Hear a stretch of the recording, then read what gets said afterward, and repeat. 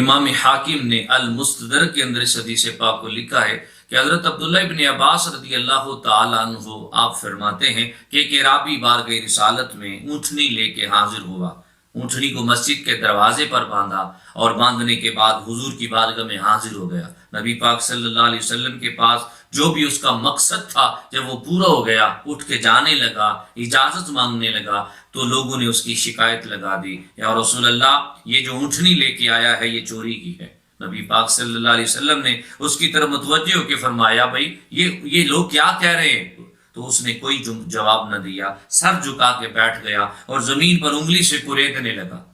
اتنے میں اللہ تعالیٰ نے اونٹنی کو قوت گویائی عطا کی اور وہ مخاطب ہو کے حضور کی بارگاہ میں عرض کرتی ہے، یا رسول اللہ صلی اللہ علیہ وسلم اس ذات کی قسم ہے جس نے آپ کو بشیر و نذیر بنا کر حق کے ساتھ بھیجا ہے، یہ بندہ چور نہیں ہے، اس نے مجھے نہیں چرایا، یا رسول اللہ مجھے کسی اور نے چرایا تھا، اس نے اس سے پیسے دے کے مجھے لیا ہے، یا رسول اللہ یہ مجرم نہیں ہے۔ میں قربان جاؤں جو لوگ حق پہ ہوتے ہیں اور جن کی توجہ اللہ ہوتی ہے، اللہ ان کی اس طریقے سے بھی مدد فرماتا ہے۔ نبی پاک صلی اللہ علیہ وسلم نے یہ معاملہ دیکھا تو اس سے پوچھا کہ اس ذات کی قسم ہے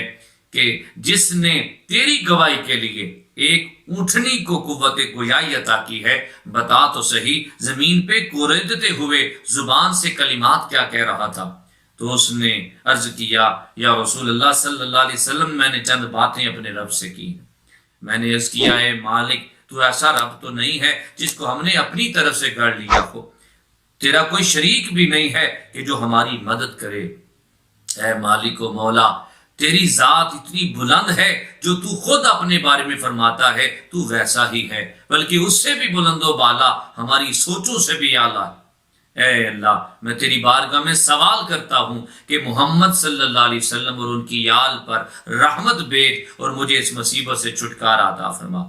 میرے مصطفیٰ کریم علیہ الصلوۃ والسلام فرماتے ہیں اس اعرابی سے اس ذات کی قسم ہے جس نے مجھے حق کے ساتھ بھیجا ہے، میں نے گلیوں میں فرشتوں کا ہجوم دیکھا ہے جو تیرے کلمات لکھ رہے تھے۔ لوگوں جو بھی اس طرح کی مصیبت میں مبتلا ہو جائے وہ اس دعا کو پڑھے،